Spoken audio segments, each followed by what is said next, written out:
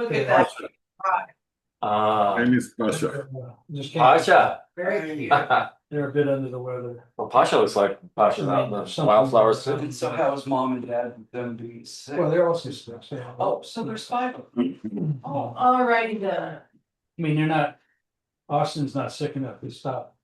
Claudia, I can't recall if I responded to your very kind email. If I didn't, I will, but Because you're not feeling still- well. I texted Kids- Brian kids yesterday. are just I can't- might have a more I can't, really do profound much, you know, so request I can't with cough, the monetary you know, support so, to do with one when of them, monks are they've here. both been on antibiotics. We don't recall your One's dates. finished, The it's monks not like- arrived here now he's picked late up a lot. north, June 27th, I think. The other one wasn't It too was bad. Saturday, So, and they'll be here till Uh, July, so anyways, it is what it is with young kids. as I recall, yeah. they Fly out. Blessings to your daughter and. Well, let's talk I'm more like, about that. tried to I think at the end of the session, they were question born, for I they want really need to some help.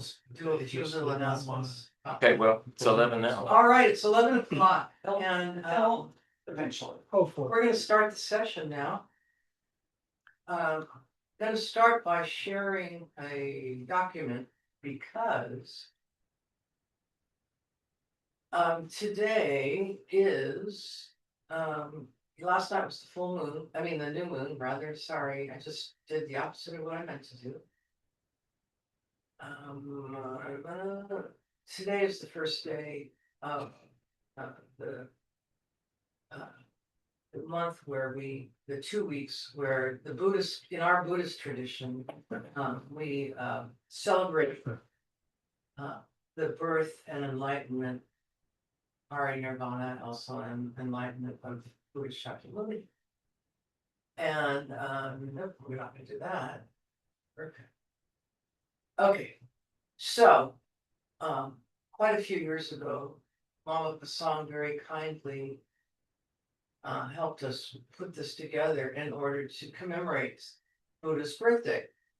So I'm just going to read through it. No, I'm not going to read through the whole thing, but I'm just going to read through the refuge portion. And the reason that I want to share it is because for many years when the monks were coming to San Antonio over that 11 or so year period, when we did the refuge in our class meetings, we always recited a longer refuge that went into a little bit of detail about Buddha and his qualities. And I thought, given that today we are starting Sakadawa, and it's a special time when we contemplate the reality that we're on a path that has no destination in terms of the end point. You know, we're on a continual process towards enlightenment, and when we achieve the qualities of enlightenment, it just continues. Our journey continues. We want to use the word journey. Our existence continues, and the quality of our existence is determined by how we manage our consciousness in every moment. And this is what being a Buddhist is about. So we'll start with, I'll just read through this, and if you can see it online, great. And if not, you can just listen. Number 1, we are here to study and practice Dharma in order to achieve enlightenment for the sake of all mother sentient beings. 2, refuge visualization. So the main thing is to meditate on these things. Visualize in front of yourself, in the space level to your eyebrow, that there are 8 lions supporting a huge throne of precious jewels. Above the throne, think of a lotus flowers as a base. Sun discs sit on the lotus face, and a moon disc sits on the sun discs. So it's lotus, sun, and moon discs. These are the cushions for your guru by nature, who is in the form of Buddha Shakyamuni, sitting cross-legged, touching his right hand to the ground, left hand in the posture of meditative equipoise, holding a begging bowl filled with nectars. And please try to visualize this as we go through. Buddha is surrounded by your direct and indirect gurus and deities, Buddhas, Bodhisattvas, Dakas, Dakinis, and Dharma protectors. Think that all the members in this refuge visualization are holding in their individual transmitted Dharma in their respective form of volumes or books.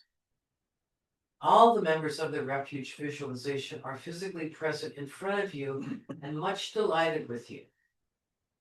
By thinking of their superior qualities and kindness, develop strong faith towards the members of this refuge visualization. So the main point here now is be sure to make it very vivid and alive, filled with light, and completely aware and present of you and with you.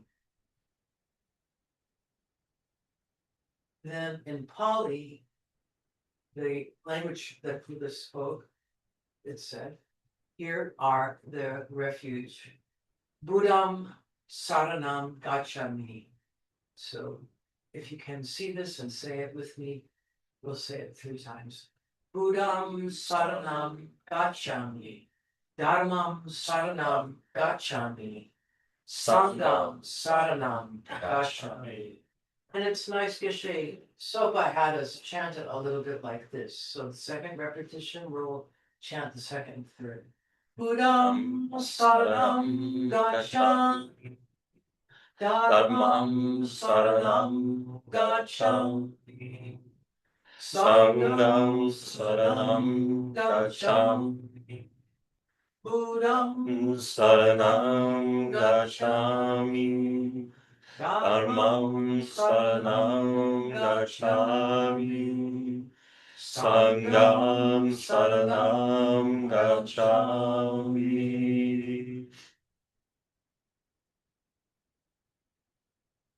If you want to ever recite the refuge to animals, it's recommended to do it in Pali. I'll put this document in the chat before we, when I end this refuge. But so like if you're out feeding the deer or the chickens or the cats, and you can just recite Buddham Saranam Gacchami as a way to plant the seeds for their future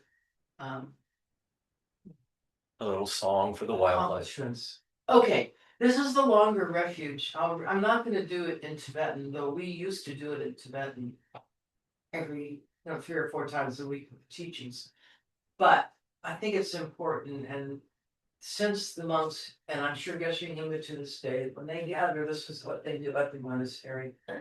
So here we go. Just listen and think about the words as they are spoken. Keep that visualization going too. And I suggest doing a prayer mudra. To the Bhagavan Tathagata, Arhat Samyak Sambuddha, endowed with wisdom and merit, gone to bliss, knower of the world, the unsurpassed, steersman, taming beings, teacher of humans and gods, Bhagavan Buddha, glorious conqueror, Shakyamuni, I prostrate, make offerings, and go for refuge. When you, chief, on 2 legs were born, taking 7 strides on this great earth, you said, I am supreme in this world. And then to you, the wise paid homage. Endowed with pure body, form supremely excellent, ocean of wisdom, like a golden Mount Sumeru, renowned, outstanding in the 3 realms, supremely realized protector, homage to you. Endowed with supreme signs, stainless moon of a face, like golden color, homage to you. Unsullied, there are none like you in these realms, one of peerless wisdom, homage to you. Greatly compassionate protectors, omniscient teachers, a merit field of oceanic qualities, homage to the Tathagatas, from clinging parted through purity, from lower realms freed through virtue, the single supreme ultimate object, I prostrate to Dharma, which is peace. Free, yet showing the liberating path, fully abiding in pure trainings, best of fields endowed with qualities, I prostrate to the Sangha as well. Commit no one unwholesome action, and perfectly engage in virtuous action. Fully subdue one's own mind. This is the Buddha's teaching. Stars, blurry vision, butter lamps, illusion, dew, and bubbles, dreams, lightning, and clouds. Few composed phenomena like that. The all-seeing state, having subdued the enemy faults through this merit, having attained from the ocean of existence with its disturbing waves of aging, sickness, and death, may I free all beings. And then we'll do the typical one. Sangye chodan soki chodna va chakshu bardu dagni yasushi dagi shinyan yipe sonam ki roga benshir sangye drupa shu Sangye chodam soki choknam la chakshu bardu dagni yasushi Dagi Shinyan Yipe Sonam Ki Prana Penshir Sangye Drukharsho Sangye Chodam Soki Toknam La Jamchu Badu Dakni Kyapsuchi Dagi Shinyan Yipe Sonam Ki Trola Penshir Sangye Dukasho. Thank you. I'm going to drop that in the chat right now while I'm thinking about it. So if you want Sakadawa full set of whatchamacallit, what Mama Pasang had put together for us, here it is. Oh, sorry. Let me see what I have here.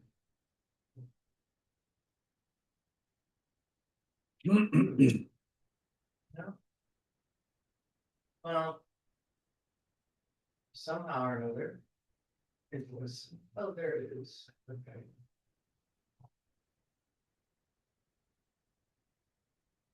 Sorry, folks. The file format. Oh. All right, there we go. Thank you. And so from now until the full moon, last night was the new moon, and now we're heading for its full moon. And then these next 15 days is when, in our tradition, in our lineage, Sakadawa is commemorated, and it is said that all of our actions, the karma from all of our actions, are multiplied depending on it's either 100,000 or 100 million or countless. So it's a good time to do nice things.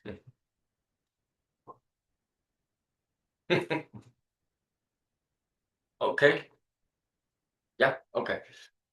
Today we're going to continue with Nagarjuna. We're actually getting close to the end of this book. It's within sight. We've only been at this for 77 weeks. So this is about the Bodhisattva journey. And we'll start right in with Jeffrey Hopkins' verse 382. The aims of benefiting oneself and others, and the meaning of liberation, as briefly taught by the Buddha in the hearer's vehicle, are contained in the six perfections. If you remember, the hearer's vehicle, there is a type of practitioner in the Hinayana path, which is the foundational path. And the hearer's vehicle is they hear the Buddhist teachings, and then they have realization of themselves. They have a direct realization of emptiness, and they achieve liberation and cessation. They call cessation. And those teachings are contained in the six perfections. Therefore, these scriptures of the Mahayana vehicle are the word of the Buddha. Modern rendering of this is everything taught in the earlier paths, the earlier Hinayana paths, personal freedom and meaningful living is already included in the six perfections, which is part of the Mahayana path. The great vehicle doesn't contradict any of the foundational vehicle. It completes it. That's why it can only be the Buddha's teaching. So this is not the Mahayana is not a replacement of the Hinayana. It's an expansion of it. And a common understanding then and now still, is thinking this new teaching replaces the old one. Somehow Mahayana is better than Hinayana. And that's not the case. And Nagarjuna flips this idea completely. He says the Mahayana includes personal liberation, which is included in Hinayana. It includes ethical discipline, which is included in Hinayana. And it includes insight into reality, understanding emptiness, which is in Hinayana. But Mahayana expands the scope of all of that. It expands it from my personal freedom, which is the Hinayana view, my personal freedom, to everyone's freedom, everyone's liberation from the suffering of cyclic existence. It expands it from ending suffering to actively relieving it everywhere as a bodhisattva, actively relieving suffering everywhere. But the Mahayana vehicle explains all of this in greater depth. It emphasizes benefiting others fully, and it integrates compassion and wisdom at a really vast scale. In today's language, it's like moving from individual wellness to global responsibility. That's kind of the vastness of the Bodhisattva path. Take it to the next verse by Jeffrey Hopkins. Those blind with ignorance cannot stand this great vehicle where Buddhists taught the great path of enlightenment consisting of merit and wisdom. The modern rendering of that is, those who don't yet understand may resist the vast Mahayana path, the path of awakening built on compassion and wisdom together. So this is the Mahayana could feel uncomfortable to some because of that vastness. But the verse that Nagarjuna has here, he's not insulting the Hinayana at all. He's making an observation, or he's not insulting the Mahayana. He's making an observation, says that big ideas can actually feel threatening. The ideas like everyone can become a Buddha. That's a big idea. Everyone can become a Buddha, completely omniscient. That's a very big idea. Another idea like reality lacks any kind of inherent existence. That's also a very big and almost overwhelming idea for most of us when we initially hear it. And then another one is your identity is not fixed the way you think it is. Now that's also huge. We invest so much in our identity, in me, who I am, what I am, that when we hear something like this that says, no, you're changeable, your identity is not fixed, that can be either overwhelming or even threatening. And so it's dismissed by some. Or it's destabilizing, destabilizing. So the earlier Buddhist traditions focus primarily on personal liberation, liberating oneself from the suffering of cyclic existence. And then they talk about the selflessness of the person, just the selflessness of me, But Madhyamaka, or the Mahayana, goes further. It talks about the selflessness of everything, all phenomena, not just the person, but all phenomena are selfless and empty of any kind of independent self-existence, which means they are constantly able to change. That kind of view, as we all know, requires much deeper reasoning and logic. Because if you don't use reasoning and logic, it will just seem like, well, I guess I just have to believe it. And that's not what Buddhism is about. Buddhism is not about just having blind faith or belief. It's about logic, especially when you get into these higher teachings. It's about logic and reasoning. And you have to have a strong concentration to sort of hold this. And you have to have a much, much broader vision about what existence is about, what our life is about, what our ongoing being is about. So Khyentse Japatechok explains that this full awakening that's talked about in the Mahayana path requires these two vast accumulations of merit and compassion, merit and wisdom. Sorry, merit and wisdom. So merit is compassionate action. We've talked about this before. Action that is done with compassion. Would be the definition of merit. And then the wisdom is realizing emptiness, realizing the nature of reality fully, completely, not merely conceptually, but having a experiential, direct realization of the nature of reality. That requires a lot of work. And if somebody hasn't yet connected those dots, then the Mahayana can feel like, well, that's not necessary. I don't need to do that. Or they can feel like the Mahayana is very exaggerated. Or they can just say the Mahayana is wrong. Because that's, what the Buddha taught was Hinayana. There's a lot of people who think the Mahayana was put together later by students of the Buddha after he had passed. And so there's this belief within the Hinayana that the Mahayana is somehow a mistake. And there can be a view from the Mahayana that the Hinayana is also faulted in some way. And that's not, the point of Nagarjuna is making is neither of them are at fault here. One is expanding the other, but they are totally connected. So here we go to the next verse is in Jeffrey Hopkins. This is 384, 385.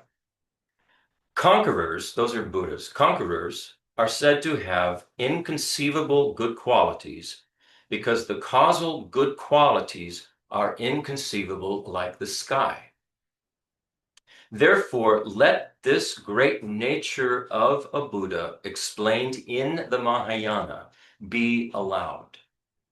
So even back then, certainly back then with Nagarjuna, he was pointing out there was a conflict between Hinayana and Mahayana. And the Hinayana looking at Mahayana saying, that's crazy. That's not what this is all about. The next verse, even Buddha's ethics were beyond the scope of Shariputra, which was one of his greatest students. So why is the inconceivable great nature of a Buddha not accepted? The modern rendering of those verses, a Buddha's qualities are vast because their causes are vast, like the sky. Even great disciples couldn't fully comprehend them. So why doubt something that surpasses ordinary understanding? So this is kind of about the limits of our perspective on things. Shariputra, like I said, was one of the Buddha's most brilliant disciples. He said, I can't even comprehend one of the Buddha's qualities. Because it's so beyond beyond our current comprehension. So that's humbling. In modern terms, if we're going to bring it into modern terms, we struggle to understand things like global systems. How do they work? We struggle to understand consciousness. What is consciousness? This is a struggle today within physics and the view. What is consciousness? And we also, and we all know this, we struggle just with our own habits. We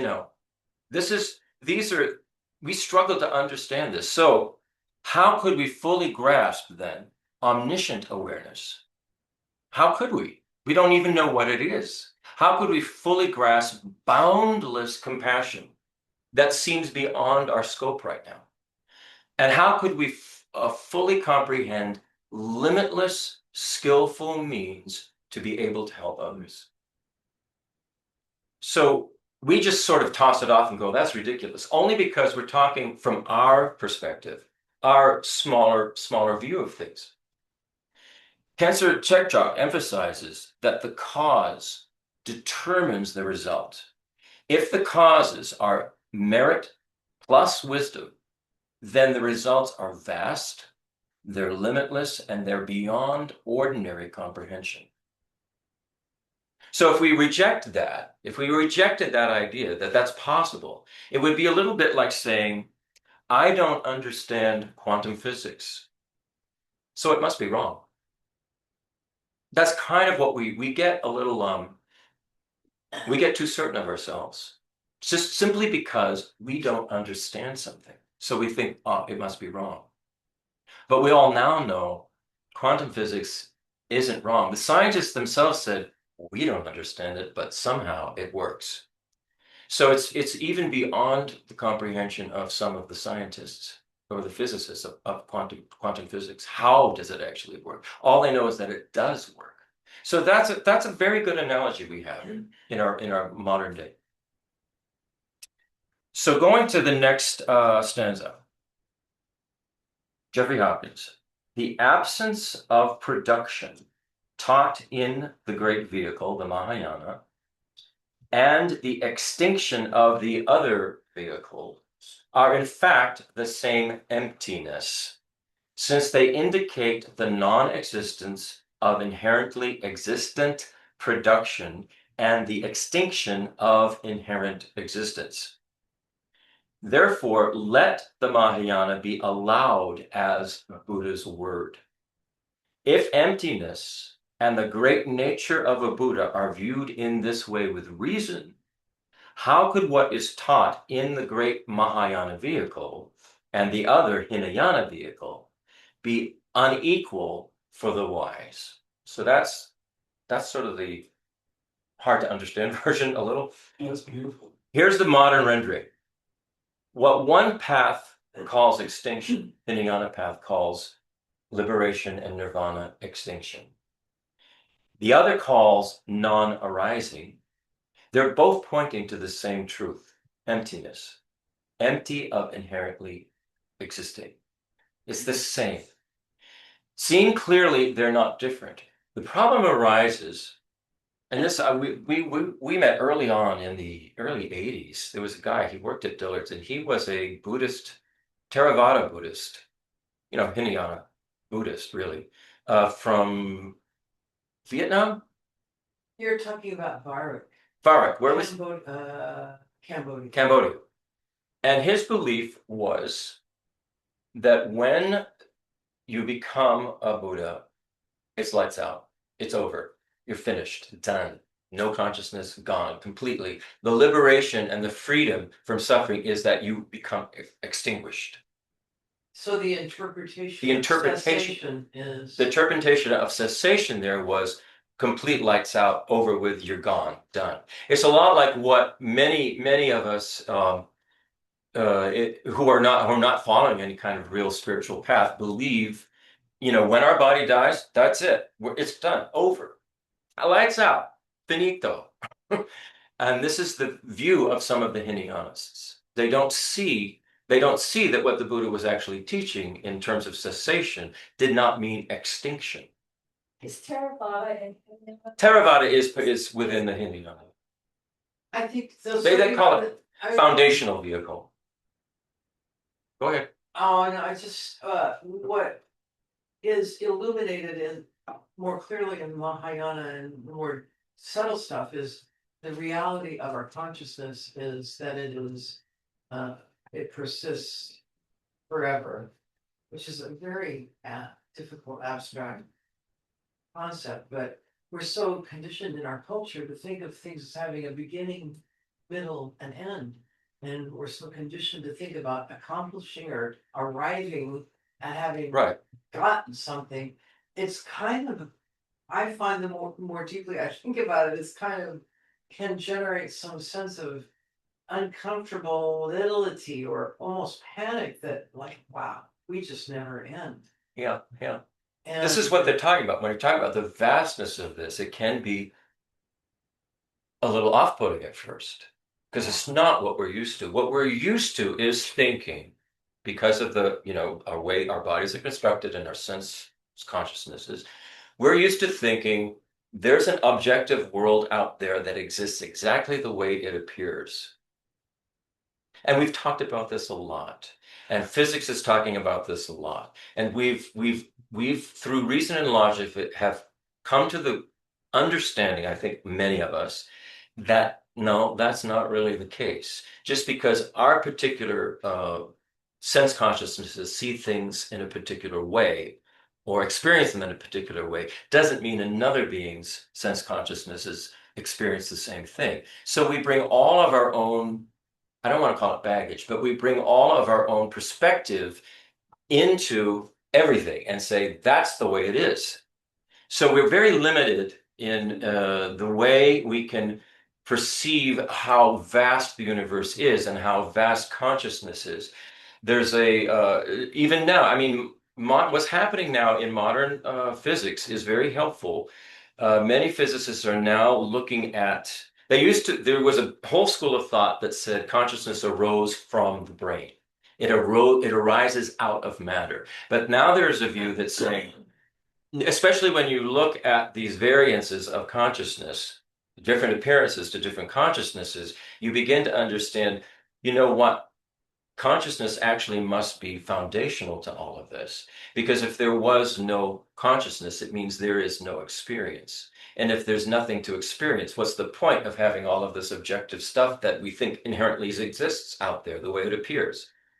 It requires some really deep logical, profound thinking. And it's difficult for us because we're enmeshed in this appearance that seems so objectively real. You know what's curious, or what I think about is you keep referencing, the limit.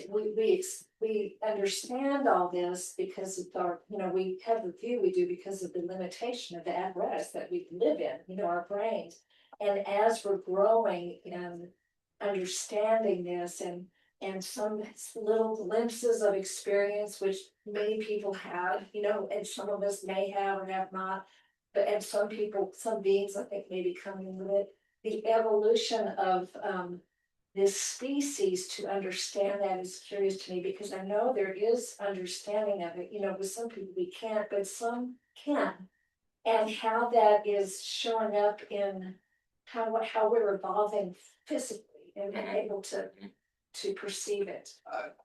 It's a yogic I thing. relate to what you're saying, and I also, when I hear these things, I'm like, thank you. Yeah. Because I don't have any fear. I'm like, it's so nice to know this has just been a joke. And when you think about what we go through, I'm gonna debate that.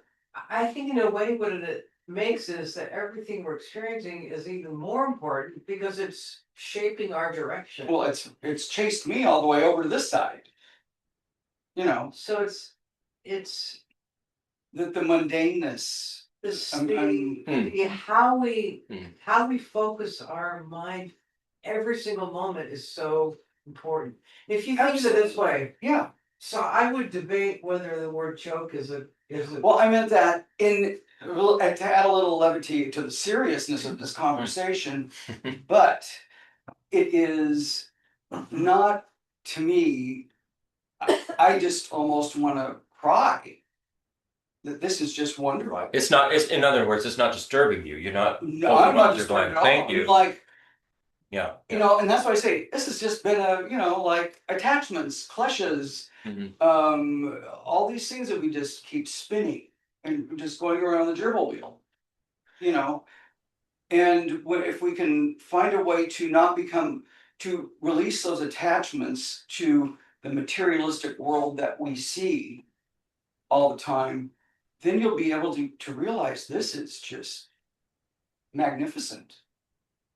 Yeah. There's nothing scary about it, but yeah, if you've got the kids and the mortgage payment and the whole thing, I can see how you could become really cynical. Like, that's a bunch of airy-fairy baloney, and you just push I back. think you have to live both in conventional and ultimate reality at the same time. That's the goal. Absolutely. You're gonna put your pants on everything. I mean, You that's. have to get money, you have to live in I'm not saying that you just, go live in the forest. No, I'm just saying as you're going through this, but I can see, it's very frightening for people because it's like, okay, well, I've got to put on my other hat now. And go Yeah. out there. We're also, one of the things Buddhism says is we're so fortunate to have a human rebirth with a human brain and a brain that can process this, and our mind can work through it, and we can understand these concepts. A cat cannot understand these concepts. Exactly. That's why I mean, we're in this situation. Yeah, and so it's we should. That's why they say this is so precious what we have here right now. We do not want to waste it, and that's what happens so often is we waste it. You know, we waste it due to our just habitual way of doing things, and thinking that, wow, you know, this is way too big for me. This is impossible. I just, you know, really need to focus on, like you say, the mundane, and, you know, make this life good. Of course, that's important. It just depends on where we're at. But, you know, but that's why they say having this human kind of rebirth is so beneficial if you're wanting to study and practice Buddhism. Yeah. You can really do a lot with it. So what Guido was saying the prayers while you're feeding the deer or making the biscuits. Yeah. You know, Sort of trying to fold all of this into everything you do. You know, even the things about ourselves that we don't like, you fold it in and look at the causes and the reasons and what's going on, rather than, you know, beat yourself up about it. Yeah, and to keep it in the back of your mind though that this is really what you're working for. Yeah. You know, so don't be afraid of it. Exactly. And don't find fault in something that you don't totally understand. Absolutely. This is what Nagarjuna is saying. Yes, if you just because we don't understand it doesn't mean we should that's why support it. Yeah. When you were saying that, I'm Yeah. wow. Okay, let's see. Chris, Yeah. do the Tibetan Buddhists have a mantra or prayer to help us to remember to remember how precious life is in this very moment, how vital it is? There are prayers. There's one by Tsongkhapa, which is the three principal aspects of the path and the foundation of all good qualities, and it goes through. It's a very long thing. He's asking about a mantra. A mantra? I don't know about a mantra about a precious human rebirth, but there are I mean, texts and prayers. It's about mantra. You could almost use any mantra. That's an interesting question, a good question. There's not one that I know of Brian? specifically designed. Well, you can just do Om Mani Padme Hum is often used. There's Om Vajra Pani Hum. There's the one for commitment. The ducks on top of the roof. Oh. Somebody's distracted. So there are short ones that you could use, and just doing them over and over again. You know, the Vajrasattva one for, you know, trying to deal with negative karma, just over and over and over again. If you commit yourself to positive actions and you try to, you know, refute the negative actions that you've done. So it depends, I think, on what you want to do. But I think Geshe Nima had given us this set of mantras to say, little short mantras 7 times every day. You know, one's for the Dalai Lama, one is for Chenrezig, one is for Manjushri. You know what? You make a really good point. Good point. Om Mani Padme Hum is the one. That's the one. Okay, that is a one, but that's the one that Joe is today I'm asking about. fortunate to have woken up. I'm alive. I have a precious little in life, but I'm not going to waste it. Right. His Holiness did a English. But in terms of a mantra, Om Mani Padme Hum. Om represents the whole journey from where we are now to enlightenment. Mani means jewel, and what that jewel is referring to is the Buddha nature, our capacity to transform from where we are now into a fully enlightened being. And so as a human, that becomes very, very a potent metaphor or a potent prayer for us. So Om, that's the Om is the path to enlightenment from where we are now. Mani is the jewel of our own Buddha nature, our capacity, I should say. It's a capacity that we have. Padme is the lotus. So that jewel is in the lotus, meaning that we can grow out of the mud of where we are now into this magnificent, beautiful lotus with the jewel of our Buddha nature sitting in it. So this is what that Om Mani Padme Hum, Om Mani Padme Hum, Om Mani Padme Hum is representing, that as humans, I mean, it's not specifically referring to humans, but we can use that one for what you're thinking about, Joe. So what His Holiness recommends is you do a whole mala, Om Mani Padme Hum, Om Mani Padme Hum, once a day, and you have those thoughts in your mind that I have this jewel, this Buddha nature, and I can transform, and I can come up out of the muck of my afflictions and all my obscurations and become this magnificent being that will be for the benefit and happiness of all others. I just dropped it in the chat. Yeah. So that would be the one, and it's the simplest one to do too. It's the easiest. Om Mani Padme Hum, Om Mani Padme Hum, Om Mani Padme Hum. Very little memorization required there, but there's a visualization also that goes with it that may be in the. I've done. There's a thing on mantras that I've done that gives the visualization that Lama Zopa had for that. Anyway, that's a good. I'm glad you brought that up, and I'm glad you mentioned that, because that would be the one. Om Mani Padme Hum. That would work easy. That's a beautiful image. Thank you. So,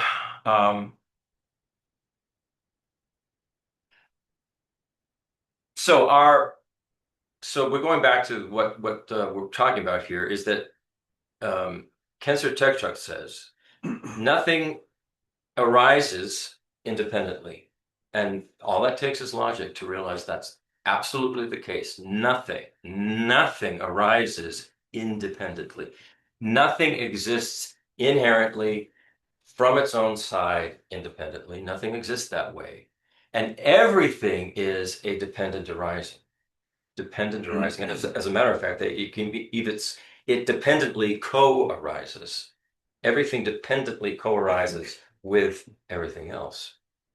So think of that. So then if we understand that, if we can see the logic in that, and it can be seen, then we can realize that our afflictions, all of our shit is not inherently real. It's not independently self-existent. It arose and arises due to causes and conditions, and we change those causes and conditions, and those afflictions will change. We can turn them around. That's the marvelous thing about this teaching, is that we're not stuck with something that we're unhappy about. We can change it. We can transform it. So that also means that suffering is not inherently fixed. Suffering arises due to causes and conditions. We generate the causes and conditions that release us from suffering, mostly mind. It's mostly the mind. The mind is causes most of the suffering that we experience. Yes, of course there's physical suffering, but we make it 100 times worse by the way we think about it sometimes. We obsess about it rather than view it in a different way.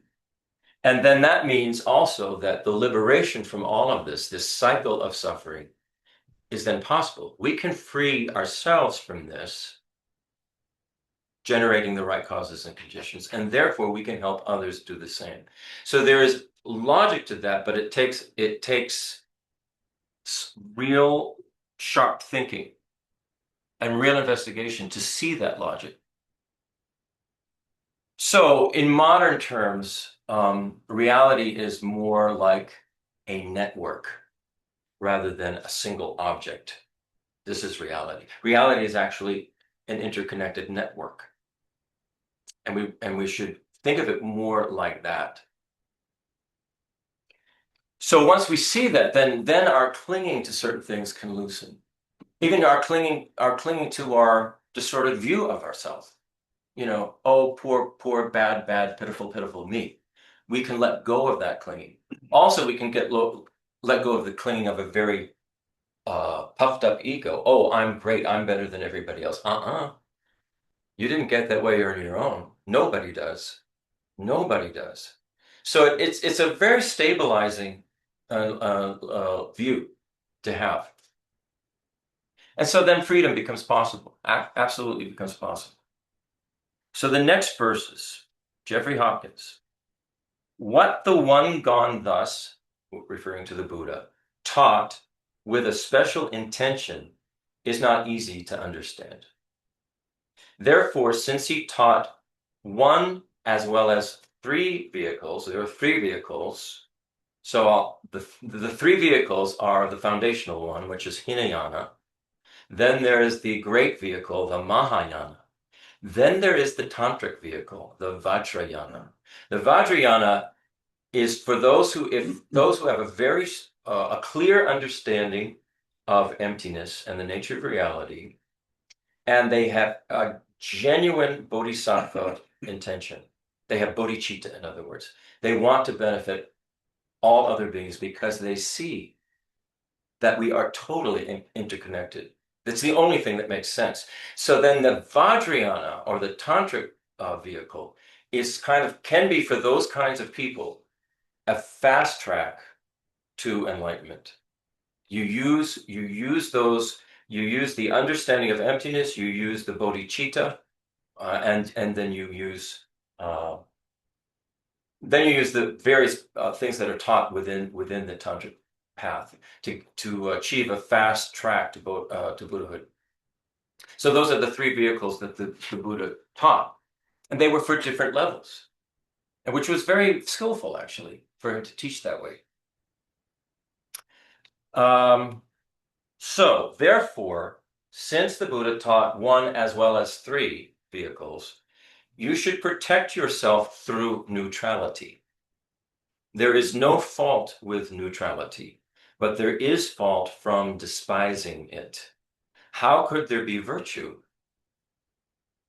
Therefore, those who seek good for themselves should not despise the great vehicle, the Mahayana vehicle.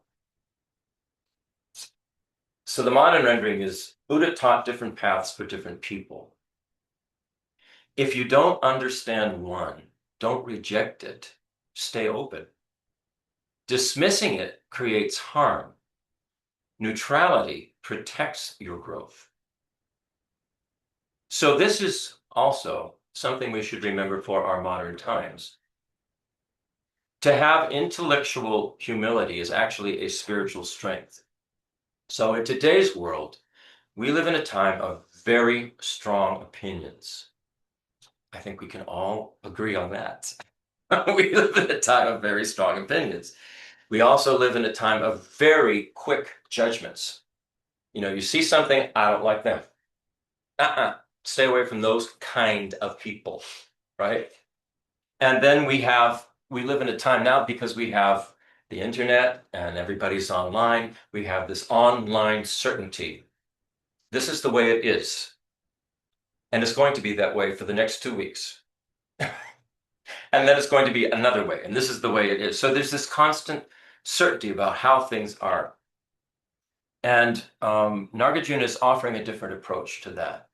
And I think we're all really well aware of that. So the different approach is, if you don't understand it, don't attack it. Just pause. And perhaps try to be a little curious. But don't just immediately attack something because we don't understand it. How often has this happened? Not just now, but throughout history. We attack a certain kind of person because we don't understand. We don't understand them. It's something weird, It's not like the rest of us. That's not the case at all. The rest of us are all a little weird. if you open up the hood. So don't attack it if you don't understand it. Just pause and stay curious. And that's Nagarjuna's advice, and I think it's very, very good. Kensar Tekchok said the Buddha taught different paths for different minds at different stages of their development. And that's not a contradiction that he did that. What it actually is very skillful teaching. Using skillful means to teach different kinds of people that will benefit them. So this is a lot like education. We have preschool, we have elementary, we have high school, we have university levels. All of those are truly education. It's about education. but they're all for different phases of development. We understand this. We do it. We do it as a species. We do this. So why would we question that the Buddha did this? This is exactly what the Buddha was doing, teaching according to the level of the student, but it's not contradictory. But we tend to, because we concretize everything, we tend to think that they're contradictory. And I remember when I first was studying with Geshe Dragpa and studying about Mahayana, I thought, Mahayana, that's better. Hinayana's not. I didn't get it. I really didn't get it. I mean, I get it now, only now, So it can take a long time to get out of that mode of going, this is right, that is wrong. We have a strong tendency to do that. Black, white, right, wrong. And it's not that way. It's not that way. Is it hierarchical? Not better than the other, but just in our understanding or on the path of full enlightenment, that somewhere, maybe not in this lifetime, or maybe a previous lifetime, or maybe start foundational, and then you expand, so it's kind of hierarchical, but one's not better because it's all just a process. Kind of like Exactly. you can only learn It's like saying algebra after you learn. It's like saying university is better than preschool. Yeah. But Yeah. you have to go through all of those levels to get to university. All these- Whether if it's from a past life or this life, Yeah. So yeah, I mean, absolutely. That's the way we should think about it. Talk about it. Yeah. I mean, I know neither Christopher, I don't know that anyone in this room has had a direct realization of the path as a whole, but so I. No, but little by little. I mean, I know. you just use logic. Add that little disclaimer that Mm. as far as we understand that is the case. Well, that's what Nagarjuna is actually saying. So, as far as Nagarjuna understands, that's the As case. far as he's saying Yeah. for us at the level that we're at. Yes. Because he's also, teaching to people at a certain level. Not teaching to fully enlightened beings. Oh yeah, I don't think he'd be needing to teach fully enlightened beings. So neutrality. So they talk about stay neutral, and neutrality is not. It's not talking about be indifferent. Neutrality is not about being indifferent. It means not generating negativity. When something occurs, not generating negativity or reacting negatively because of it. Staying open and allowing understanding to grow. That's the only way our understanding can grow, is if we can stay open and not completely slam the door shut on someone or something. And that's very difficult for us to do. Hell yeah. Very difficult. I mean, when our water well was all messed up, I wouldn't say we just went, oh. No. Or somebody in your life is a real huge problem. It's not that easy to just go, stay neutral. But we have to not react with anger or negativity. Not react in terms of shunning the other person, saying they're bad, get out of my life, but have a more open view, to allow some understanding to grow. If we can allow understanding to grow, then our heart will soften and our mind will get a little sharper, clearer. And I'm not saying it's easy. It's not easy, but it takes, like anything else, we have to practice it. And we have to know first what it is we're supposed to practice. If we don't know what it is we're supposed to practice, we're just going to continue with our old habitual ways of reacting. And what we're talking about is turning all of that around so that we can really be wonderful beings who are beneficial to others, and that we can all experience, happiness. That's what this is about. So if we don't do that, if we don't try to do that, then what happens is our anger will block wisdom. Anger blocks wisdom every time. Our contempt for someone or something will block our ability to learn about them or it. It will block our ability to learn, our contempt. So we're shutting off, we're hurting ourselves by acting this way. And then when we think we're so certain about this and this and this, and this is how it is, what that does is it blocks insight. It blocks our ability to understand the nature of reality by being so sure about everything. So this is these are powerful practices that he's giving here, and they're not easy. They're not easy because of our habits are so strong to do the other thing, and it's reinforced over and over in this world. You know, it's reinforced in the media, in the government. I mean, we see it everywhere. Business, it's reinforced. So it's a big job for us. And if we can find a group like a sangha who is like supportive of this, we should cherish that there is some group that is at least looking in a different way about things to make things better. You know, not just for ourselves, but for the whole system. There you go. Chris, Yeah. I know you're saying something about right from wrong or being neutral, but so many things are going on in this world that are wrong, and I think that mindset of kind of just carrying on like business as usual is, to me, a little off-putting, because it's like there's so much suffering, and to just keep going on like it's not happening, or you're neutral, and it just seems like a disservice to our brother and sister who are not, who are struggling. And you talk about Mahayana, we're all, caring and compassion and all of that. The neutrality and the compassion is kind of hard for me to encompass and overwhelming at times. Do you remember I said that neutrality doesn't mean that you're disengaged. It means that you stop having a set idea of what it is. So all of the things that are wrong with the world, they're definitely there. This is samsara. And if something is harmful, then that is harmful, and that's not a good thing. It's not that you're neutral about harm. Harm is harm. And if somebody is being harmed, then you want to try and help them. But what I'm talking about, or what Nagarjuna is talking about, is when we have very fixed ideas, let's just take, for instance, the big, huge divide we have between left and right, politically and socially.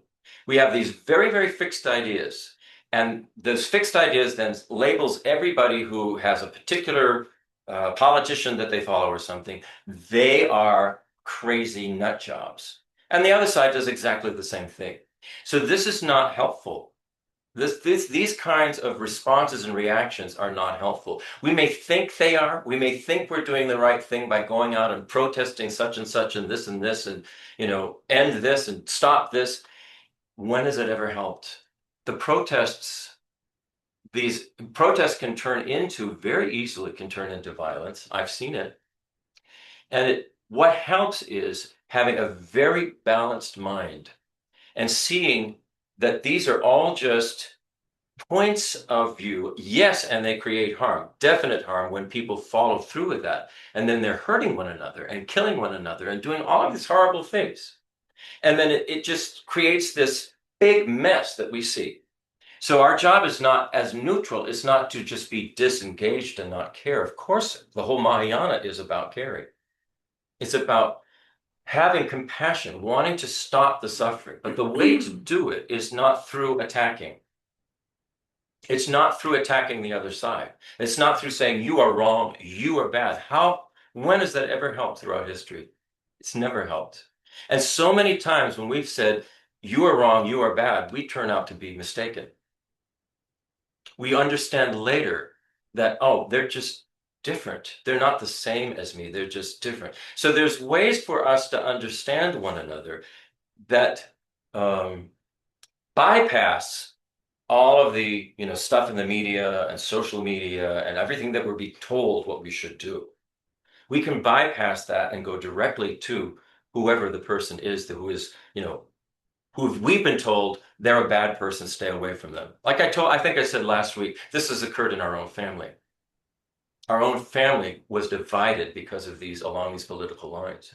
And the only way to be able to have a good time with your family is to drop it. Just drop it. And look at the people they are. Focus on their good qualities. Not just label them as this terrible thing. So I see your point, Linda, and it's a very, very good point. And what we're talking about here is very, very subtle. It's from within our own heart and our own mind how we're viewing others and not buying into a big storyline, because that's what creates wars. That's what creates the suffering. That's what creates persecution. We label this kind of person, they're all bad. I mean, look at the wars we've had. Look at, Nazi Germany. I mean, Hey, just Chris, look at history. Yeah. I'm playing the devil's advocate here because being a very regular sign holder myself, protests can also stop wars. And if I guess there's a way to protest in a way that's proactive. Name a war they've stopped.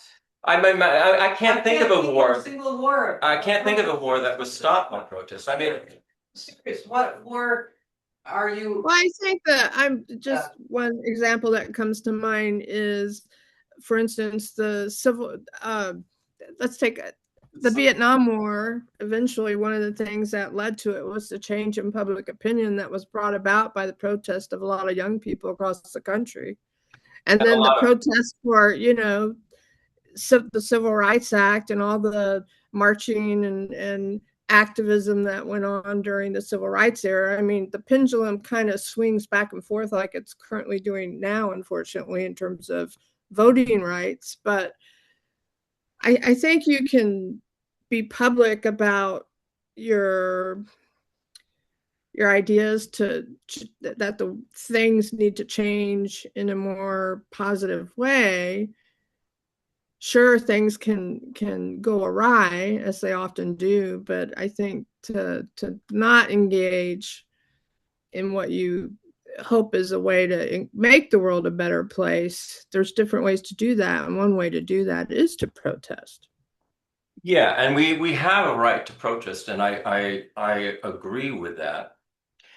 However, I have seen how protests can become violent, because you will have opposing parties that show up at the protests, and then these things are instigated. So one has to be very, very careful and know exactly how to do this properly in a way that is not confrontational, because it can easily be seen that way. Right. And you sound like Mother Teresa, Chris. Sorry to interrupt you. What she's got a saying is, someone asked her, Mother Teresa, why do you not go to the anti-nuclear protests? The nuclear waste could very much hurt us. And she's like, show me a protest that is pro-love and I'll be there. So it seems to me she was saying a protest that's not against something, but a pro something that's for something. Does that make sense? That's kind of seems like. What do y'all think of that? Well, I think that's a lovely idea, but I remember now, I mean, there was back in the 60s, it was a Kent State, and people were, they had flowers. These students, their protest, it's love, flowers, and they were shot.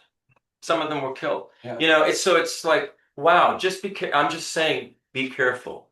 Be very, very cautious, because history shows us that those who want those wars to continue for whatever reasons, they have their reasons, will try to make that happen. We'll try to make the war continue.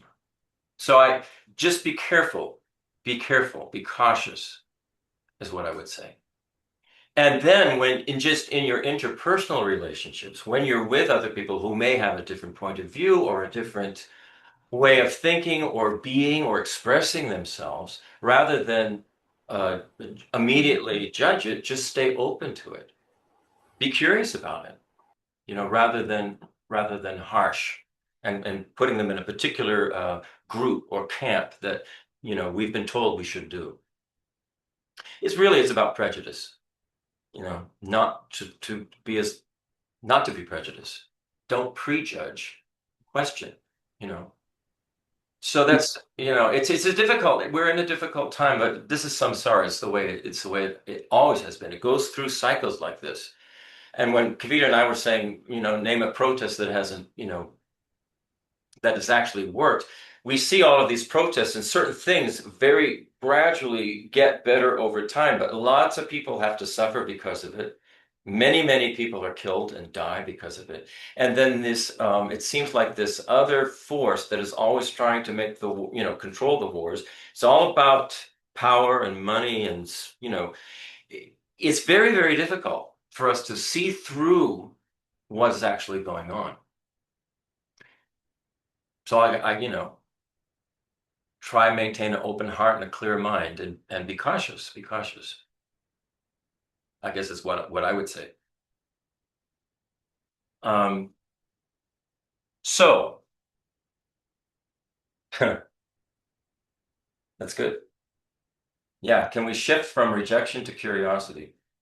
Boy, Linda, your question was perfectly timed. It was exactly what, this was about, Okay. So now we're moving to another section here, which is asking, did the Buddha actually teach the Mahayana? So here's the next verse. Bodhisattvas' aspirational wishes, deeds, and dedications of merit were not described in the hearer's vehicle, which is one of the foundational, or in the Hinayana path. Therefore, how could one become a bodhisattva through it? In the hearer's vehicle, Buddha did not explain the foundations for a bodhisattva's enlightenment. What greater authority for this subject is there other than the Buddha? The modern rendering is, if a system doesn't fully teach the mindset, practices, and purpose of becoming a bodhisattva, how could it produce one? And if only the Buddha fully understands awakening, who else could have revealed the complete path to it? So according to Kensur Jampa, this is not a criticism, it's a clarification. The earlier teachings, sometimes they're called the hearer's vehicle or the solitary realizer's vehicle, the earlier teachings in the Hinayana, sometimes they absolutely, they contain powerful and liberating practices. They do. They can liberate themselves from the suffering of cyclic existence and enter into what they call cessation of nirvana, which is kind of like a lights out kind of thing, or so they think. But they don't fully unpack the vast vision of the Bodhisattva path. The Bodhisattva path takes it further. And again, this is like education. You can learn basic math and you can build a very solid life. But if you want to design spacecraft or model climate systems, then you need a much broader and a much deeper curriculum. And that's what Nagarjuna is pointing to. He's pointing to the Bodhisattva path is a much broader and a much deeper curriculum to take to a much vaster effect. So Nagarjuna is saying the Bodhisattva vows, they're not small, polite wishes that we make. They're expansive commitments that we make to ourselves. It's like dedicating one's entire life and future lives to reducing the suffering of all living beings. I mean, imagine somebody today committing not to just personal success, but to transforming systems of injustice, environmental collapse, and collective trauma for everyone. That's kind of the scope of what the Bodhisattva path is. So the 6 perfections that make up this Bodhisattva path, generosity, ethical discipline, patience, enthusiastic effort, meditative concentration, wisdom, realizing emptiness. They're taught elsewhere, but in the Bodhisattva path, they become limitless in scope. It's not be kind when it's convenient to be kind, but train your mind so compassion becomes your default operating system. It's about training the mind so compassion becomes your default operating system, as well as wisdom. So there's a thing that that we always do in these teachings is we dedicate the merit. And then instead of keeping the quote benefits of good actions for ourselves, we mentally offer them outward. It's like open sourcing our goodness. We offer all of that outward, sharing every positive impact for the benefit of all beings. So these foundational teachings, the Hinayana, they're valid teachings. The Buddha taught them. But the Bodhisattva path expands the bandwidth of all of that, expands the heart and expands the mind in a dramatic way. Here's the next verse. How could the fruit of Buddhahood be superior if achieved through the path common to hearers, which has the foundations of the hearer enlightenment, the meanings of the Four Noble Truths, and the harmonies with enlightenment? Here's the modern rendering of that. If you follow a path designed for a different goal, how could it produce the highest result? So if you're following the Hinayana path, in other words, and that Hinayana path is designed to liberate you from the suffering of cyclic existence through a direct realization of emptiness, and then put you into a state of nirvana, but that's it. That's where it goes. It doesn't end. It stops there. Then how can it take you all the way on this Bodhisattva path, which then is, you just don't stop in a state of cessation, or, some of them, it's like lights out. I mean, the way they describe it is that it's almost like they're asleep at the wheel, and eventually they have to be tapped on the shoulder and woken up by the Buddha and say, there's more here to do. You don't have to just stay here frozen in nirvana. So, but if that's the path you follow, that's where you think you're going. Like I was telling you about the guy that we knew who was a Theravada practitioner from Cambodia. His belief is that, you follow all these practices, you do what you're told as a Buddhist, and then you die, and that's it. That's the relief from suffering is death. So it doesn't translate to the Bodhisattva path. It's not that it's wrong. I think it's perhaps misunderstood, and the Bodhisattva path, it doesn't understand the expansion of it through the Bodhisattva path. Christopher, Yeah. with the state of so that's the belief. You get to nirvana, Right. and that's it. You don't have to do anything else. There you are. Right. Lights out. But is the maybe misunderstanding that in the state of nirvana, that's not actually what happens. Like you're in nirvana, and it's not because you decided that you want to help everybody, but that state of nirvana elicits the desire to come back, to help everyone. It, like the state of nirvana, if it's fully enlightened, that's just a natural expression of it, that it's not lights out, that you want to help others. The way they put it is that when a hero or solitary realizer becomes an arhat, and then they have that realization of emptiness, and then they are, they call it cessation nirvana. Nirvana means cessation. They think of it as a personal cessation of all of their personal suffering. And when they are in that state, then an enlightened being will impress upon them that there is more. There is more. But they can stay in that state for a while, a long time. Okay. This is just according to what our teachers have told us. But then an enlightened being will impress upon them, yay, you've reached this. You're liberated from the suffering. There's much more to do now.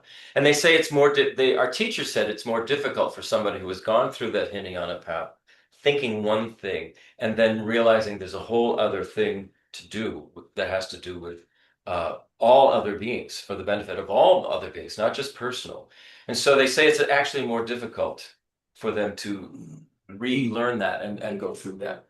Yeah. It's a habit, I guess you could say, belief. Yeah. So that's how we've been told about it.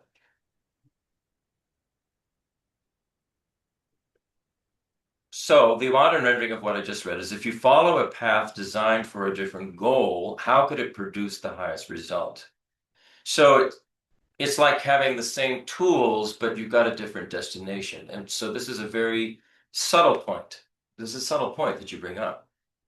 So practices like the Four Noble Truths and others are shared across these traditions. They're shared in the Hinayana, they're shared in the Mahayana. And they're powerful. They're like, it's like foundational fitness training or something. Very powerful practices. But Nagarjuna is asking, can general training alone produce Olympic level mastery in every domain? So according to the tradition, the arhats, those are the liberated beings in the hero's vehicle, they remove their afflictive obscurations, which is all their afflictive emotions, the jealousy, the pride, the anger, the hatred, the attachment, the craving. They remove all of that, those afflictive obscurations. Those are emotional disturbances that we're talking about, that they remove.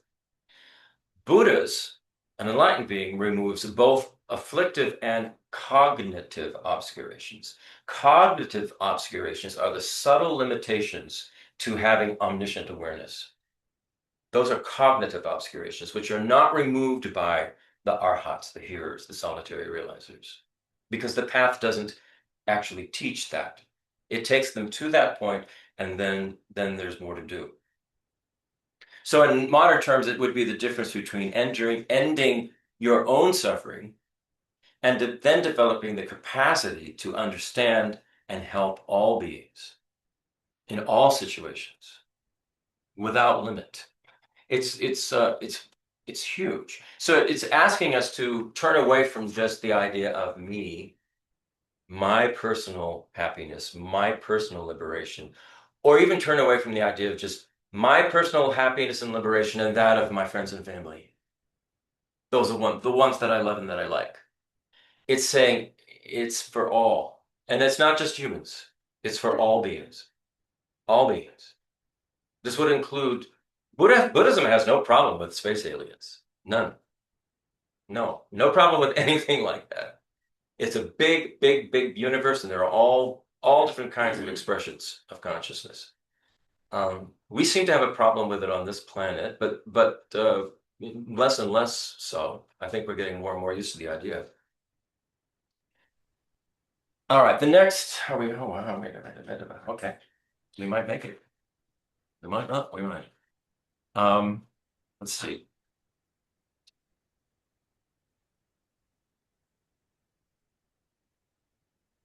So bodhisattvas explore emptiness through many angles.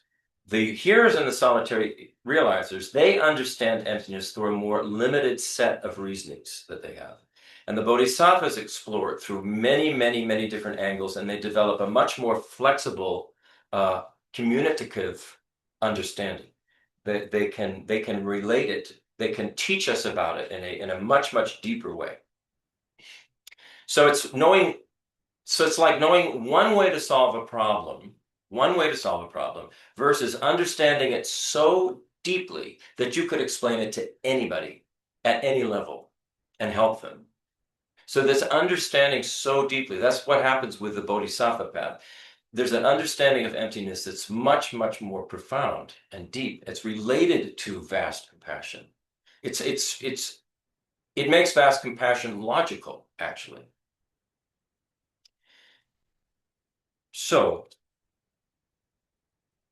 again, we're talking about today's world where we have all this misinformation spreading very, very quickly on a regular basis, and we have all these clashing perspectives going on. This really matters a lot. This matters a lot. It matters that we understand the nature of reality, that we understand interconnectedness, dependent co-arising. That helps us a lot in not being reactive to all of this negative stuff that's going on. And we can look at it in a different way on a personal level and on relating person to person to person. I think the reason I say when you get out in a group, in these large groups which have very strong opinions about something, and you're trying to protest, they can go awry. They can go awry. And so again, I just caution us to watch for that. Watch for that. It doesn't mean don't say what you think, but don't say it in a way that's going to trigger somebody and get them really, really angry. Say it in a way that brings them into it. Brings them into it.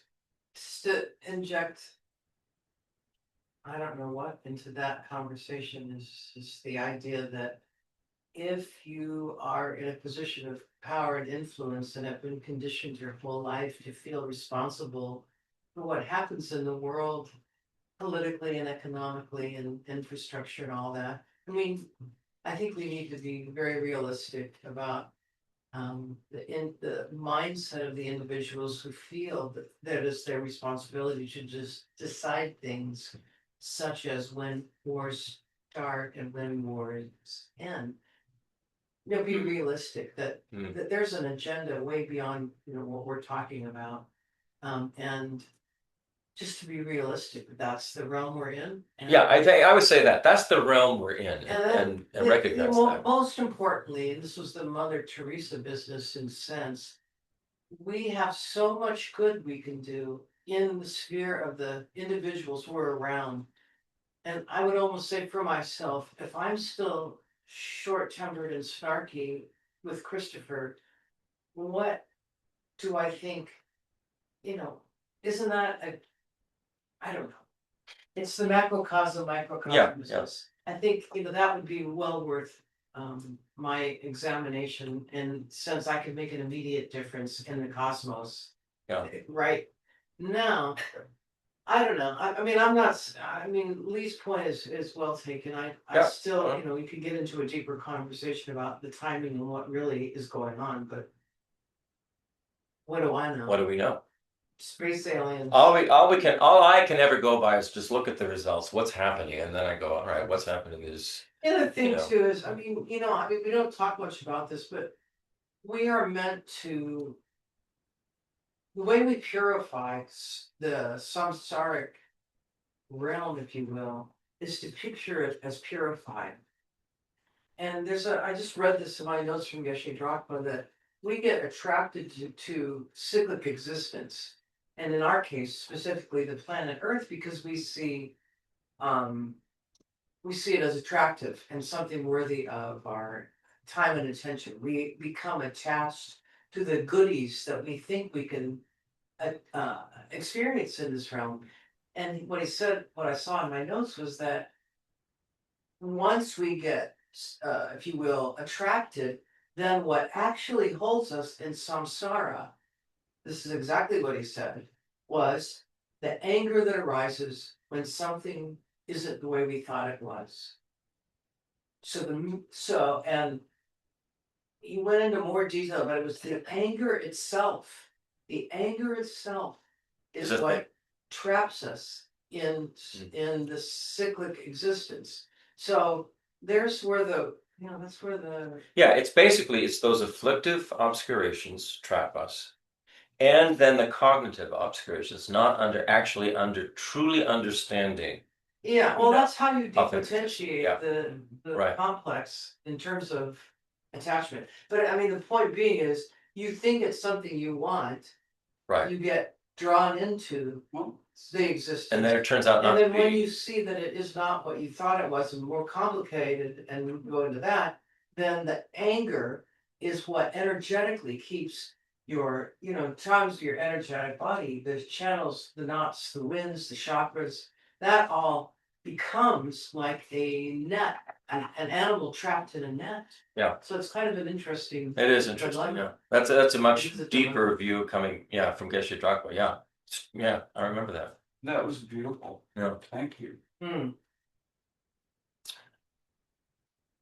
Okay, let go of the resistance to the great vehicle. Approach it with curiosity and trust. So the Buddha, it's almost like the Buddha taught step by step, and he is meeting people where they were. And from basic ethics all the way to very, very profound wisdom. And guiding every person toward awakening in the way that they could actually handle it. That's really important. And that's what comes from having like a omniscient mind, a Buddha kind of mind. You can see, you can size somebody up and know exactly what they can handle, what they can't handle, and what approach to take. So this is, it's like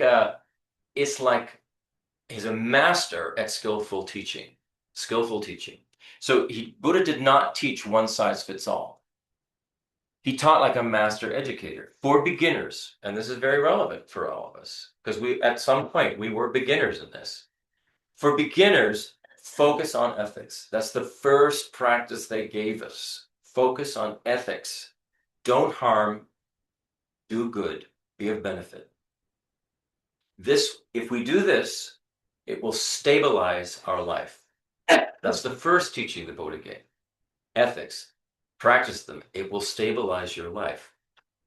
For those who are ready to go deeper, explore liberation from the suffering of cyclic existence. Explore its causes. What causes the suffering? Find out what is the cause of suffering. And if you want to be an advanced practitioner, investigate reality itself. Investigate emptiness, dependent co-arising, non-duality between subject and object. Things we've talked about. They're pretty profound, actually. Investigate all of that and investigate the nature of the mind. That's for advanced practitioners. Then for bodhisattvas, combine emptiness, this understanding of the nature of mind, with compassion. That path can feel frightening because what it does is it dismantles the ego. It dismantles the ego completely. And the ego is what causes samsara in the first place. Me, mine, self. Me, mine. That bodhisattva path dismantles the ego. And that can make it very frightening. And it also expands his responsibility infinitely. So it's kind of huge. But the Buddha taught, like I said, you just start out with the ethics and go step by step by step. All of it has to make sense to you. Each step needs to make sense to you. Otherwise, it would be a waste of time to go to a higher level. You need to understand why ethics matter. You need to understand what suffering is and what causes it. You need to understand emptiness, this view of reality, that nothing exists inherently. Everything is interdependent, interconnected, and co-arising. Need to understand that before you then go to this big thing which dismantles the ego, and you want to be of benefit to all beings for as long as space remains. And as long as sentient beings remain. So you can't just jump to the top level. It might sound nice, but we'll fall flat on our face. We have to take it in these steps the way the Buddha and our teachers actually have outlined it for us. So in today's language, this is not inconsistent teaching. What he's done is he's been very responsive to people, the levels of where people are at. So they're not, so the teachings aren't contradictions. They're basically calibrating as they move up. As you move up in understanding and practices, those teachings are not different. They just are calibrated a little bit differently. So we go to the next verse. And the modern rendering is, let go of resistance to the great vehicle. Approach it with curiosity and trust. Walk this path sincerely, and not only is awakening possible, you will also experience deep fulfillment along the way. So this is important. It's talking about trust in it and then practice. And faith and trust here does not mean blind belief. This is a big question. It's a question I had. It was one of my first questions, actually, to Geshe Dragpa. It doesn't mean blind belief. It means confidence in the path, grounded in your reflection of it and understanding it. When people understand the logic and the scope of the Bodhisattva path, something shifts in you.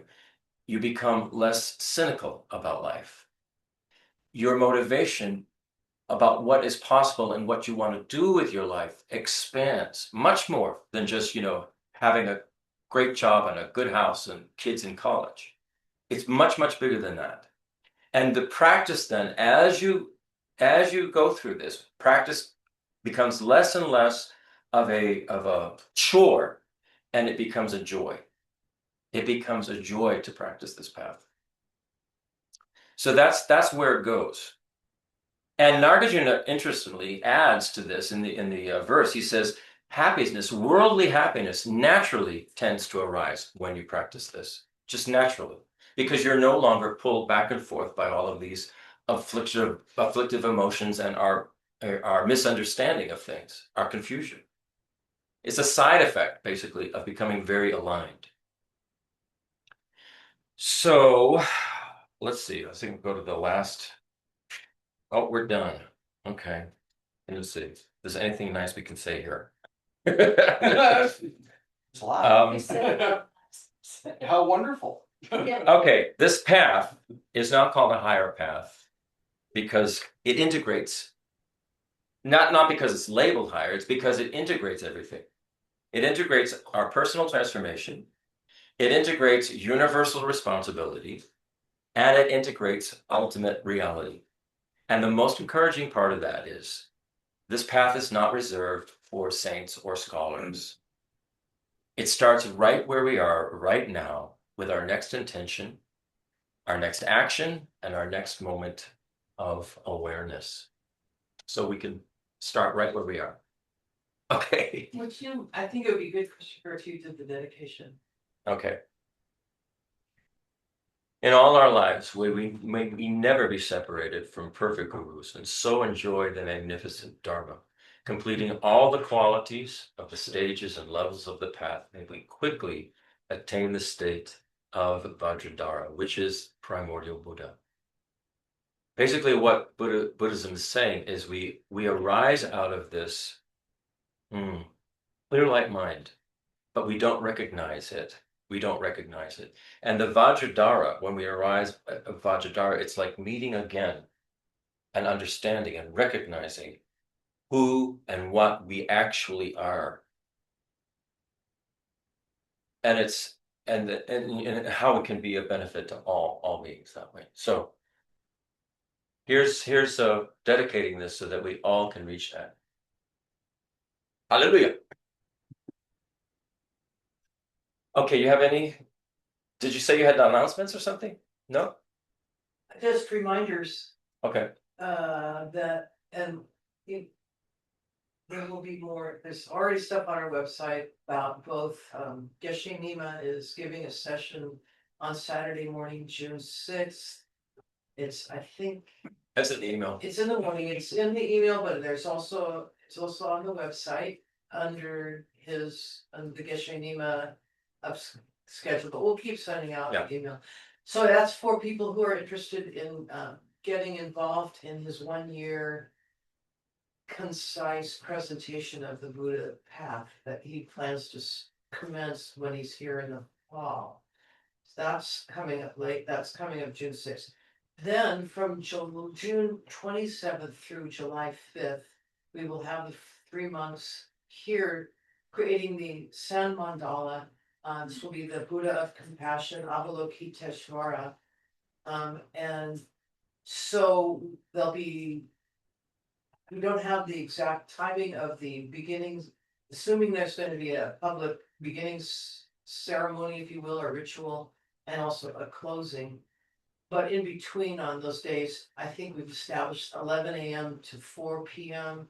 as times for public viewing, but you're always welcome to email us if you can't come during that and want to stop in. But lots of detail yet to fill in.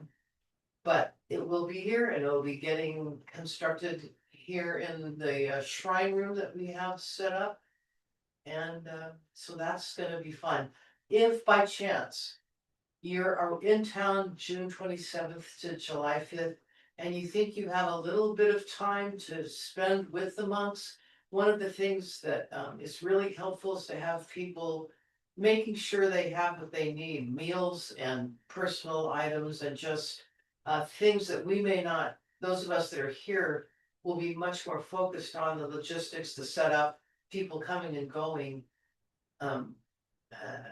So we've always found it extremely helpful to have some people specifically attending to the needs of the monks on a day-by-day basis.